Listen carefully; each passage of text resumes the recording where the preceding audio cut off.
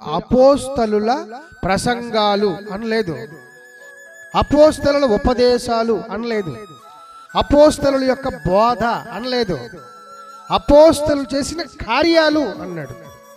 ఎందుకు కార్యాలు అన్నాడు అంటే, కొత్త నిబంధనలో ప్రతి విశ్వాసి దేవుణ్ణి అనుభవించాలనుకుని ఆశతో ఉన్న ప్రతి విశ్వాసి కార్యాలు చేస్తే కొంతకాలం పాటు వారి విశ్వాసం నిలబడుతుంది. కొన్ని అవిశ్వాసాలు తొలగిపోతాయి, కొన్ని అపనమ్మకాలు తొలగిపోతాయి, కొన్ని మూఢనమ్మకాలు పటాపంచలు అయిపోతాయి. అందుకే అపోస్తలుల కార్యముల గ్రంథము ధ్యాసతో కూర్చొని చదివితే నిన్ను షేక్ చేసేస్తుంది, నిన్ను కదిపేస్తుంది. ఏకంగా కుదిపి చెయ్యిరా, నువ్వు కూడా ఏదో ఒకటి చెయ్యిరా, వాళ్ళు దేవుని దాసులే, అదే దేవునికి నువ్వు కూడా దాసుడివే, ఏదో చెయ్యి అని అపోస్తలుల కార్యముల గ్రంథం నిన్ను బాగా ఎంకరేజ్ చేస్తుంది. అర్థమైందండి?